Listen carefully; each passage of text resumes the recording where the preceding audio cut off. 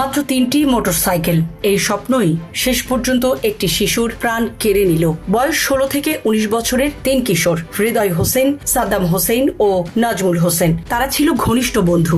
প্রতিদিনের আড্ডায় তাদের একটাই আক্ষেপ ছিল, তাদের সমবয়সীরা মোটরসাইকেল চালিয়ে এলাকায় ঘুরে বেড়ায়, রাজনৈতিক নেতাদের সঙ্গে ওঠা বসা করে, মিছিল মিটিংয়ে ডাক পায়, এলাকায় প্রভাবশালী হিসাবে পরিচিতি পায়, অথচ তাদের কাছে একটি মোটরসাইকেল কেনার মতো টাকাও নেই।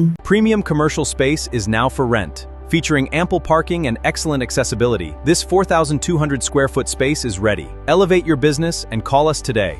এই হীনমন্যতা একসময় তাদের মনে অপরাধের বীজ বপন করে। তারা বিশ্বাস করতে শুরু করে, একবার যদি মোটরসাইকেল কিনতে পারে তাহলে তারাও এলাকায় পরিচিতি পাবে, নেতাদের কাছাকাছি যেতে পারবে, মানুষ তাদেরও গুরুত্ব দেবে।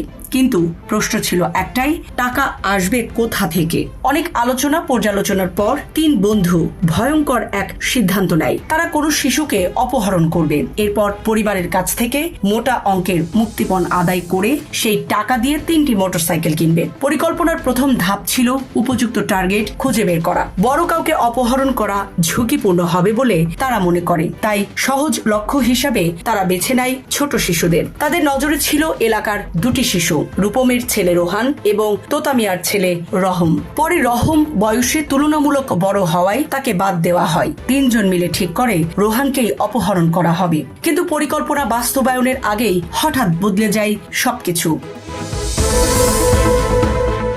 2024 সালের 28 আগস্ট সকালে মানিকগঞ্জের সিংগাইর উপজেলার বরবাকা গ্রামের শিশু আলামিন নিজের সাইকেল নিয়ে বাড়ির সামনে ঘুরতে বের হয়। আলামিনকে হৃদয় বলে, চল বন্যার পানি দেখিয়ে আনি। পরিচিত বড় ভাইয়ের কথায় বিশ্বাস করে শিশুটি তার সঙ্গে চলে যায়। হৃদয় তাকে নিয়ে যায় স্থানীয় একটি নির্জন বাঁশঝাড়ে, যেটি এলাকায় সাপের ভিটা নামে পরিচিত। সেখানে আগে থেকেই অপেক্ষা করছিল নাজমুল। শিশুটি কিছু বুঝে ওঠার আগেই হৃদয় ও নাজমুল মিলে তার গলায় চাপ দিয়ে শ্বাস রোধ করে হত্যা করে। একটি নিষ্পাপ শিশুর জীবন শেষ হয়ে যায় মাত্র কয়েক মিনিটে। হত্যার পর নাজমুল সঙ্গে আনা একটি সাদা প্লাস্টিকের বস্তায় আলামিনের মরদেহ ভরে ফেলে। এরপর তারা শিশুটির গেঞ্জি ও প্যান্ট খুলে আলাদা করে রাখে। তাদের পরিকল্পনা ছিল পরে মুক্তিপণ দাবি করার সময় পরিবারের কাছে প্রমাণ হিসাবে এসব কাপড় দেখাবে। এরপর মরদেহ ভর্তি বস্তাটি কাছের হাঁটু পানিতে ডুবিয়ে রাখা হয়। ওপরে চাপা দেওয়া হয় আরেকটি বস্তা, যাতে সহজে কেউ দেখতে না পায়। কাজ শেষ হওয়ার পর নাজমুলের মোবাইল ফোন থেকে হৃদয় সাদ্দামকে ফোন করে শুধু জানায় কাজ শেষ। অপরাধের কোনো আলামত না রাখতে তারা আলামিনের ব্যবহৃত সাইকেলও সরিয়ে ফেলে। দিনের বেলায় সেটি গোপনে লুকিয়ে রাখা হয়। রাতে সুযোগ বুঝে হৃদয়ের বাড়ির পাশের একটি পুকুরে ফেলে দেওয়া হয়। পরদিন ভোরে হৃদয় একাই আবার ঘটনাস্থলে ফিরে আসে। হাতে ছিল একটি কোদাল। পানিতে ডুবিয়ে রাখা বস্তা তুলে কাছাকাছি শুকনো জায়গায় গর্ত খুঁড়ে মরদেহ মাটি চাপা দেয়। তাদের ধারণা ছিল এতে কেউ আর মরদেহ খুঁজে পাবে না। এদিকে আলামিন বাড়ি না ফেরায় পরিবারের সদস্যরা পাগলের মতো তাকে খুঁজতে থাকেন। আশেপাশের গ্রাম, আত্মীয় স্বজনের বাড়ি, সব জায়গায় খোঁজ করেও কোনো সন্ধান পাওয়া যায়নি। পরদিন আলামিনের বাবা শহীদুল ইসলাম সিংগাইর থানায় সাধারণ ডায়েরি করেন। এর মধ্যে একটি নম্বর থেকে তার কাছে ফোন আসে। ফোনের অপর প্রান্ত থেকে দাবি করা হয় 30 লাখ টাকা মুক্তিপণ। ফোনটি পেয়ে পরিবার নিশ্চিত হয় তাদের সন্তান অপহরণের শিকার হয়েছে। 2 দিন পর স্থানীয় লোকজন শিশুটিকে খুঁজতে বের হন। এক পর্যায়ে একটি পরিত্যক্ত ভিটার বাঁশঝাড়ে আলামিনের গেঞ্জি ও প্যান্ট পরে থাকতে দেখা যায়। চারপাশে অসংখ্য মাছি উঠছিল। সন্দেহ হওয়ায় স্থানীয়রা মাটি খুঁড়তেই বেরিয়ে আসে একটি প্লাস্টিকের বস্তা। বস্তা খুলতেই মিলল আলামিনের নিথর দেহ।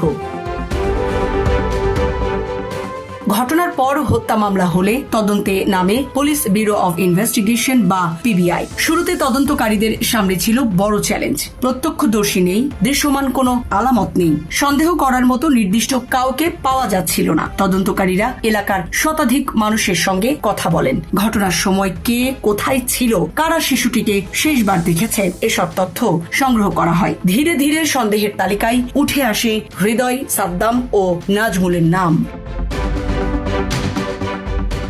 মরদেহ উদ্ধারের পরই 3 বন্ধু বুঝতে পারে পুলিশ দ্রুত তাদের খুঁজে বের করবে। প্রথমে তারা মানিকগঞ্জ ছেড়ে সাভারের একটি হোটেলে ওঠে। সেখান থেকে হোটেলের কর্মচারীরা মোবাইল ফোন ব্যবহার করে আলামিনের বাবার কাছে আবারও 30 লাখ টাকা মুক্তিপণ দাবি করে। এরপর তারা যশোরের বেনাপোলে সীমান্তে চলে যায়। পরিকল্পনা ছিল অবৈধভাবে ভারত পালিয়ে যাবে, কিন্তু সীমান্ত পাড়ি দিতে ব্যর্থ হয়ে তারা রাজবাড়িতে আত্মগোপন করে। জীবন অবাক না করলে কে করবে? 28% মিল্ক ফ্যাটের অবাক করার সাথে ফ্রেশ মিল্ক পাউডার। জীবন অবাক করুক প্রতিদিন। আত্মগোপনে থাকলেও পরিবারের সঙ্গে যোগাযোগ বন্ধ রাখতে পারেনি তারা। এই যোগাযোগের সূত্র ধরেই প্রযুক্তির সহায়তায় তাদের অবস্থান শনাক্ত করে পিবিআই। অভিযান চালিয়ে রাজবাড়ী ও মানিকগঞ্জ থেকে 3 জনকেই গ্রেফতার করা হয়। জিজ্ঞাসাবাদে বেরিয়ে আসে পুরো পরিকল্পনা। তদন্ত সংশ্লিষ্ট কর্মকর্তাদের ভাষ্য, কয়েকটি মোটরসাইকেলের লোভ, দ্রুত অর্থবান হওয়ার আকাঙ্ক্ষা এবং অপরাধ প্রবণ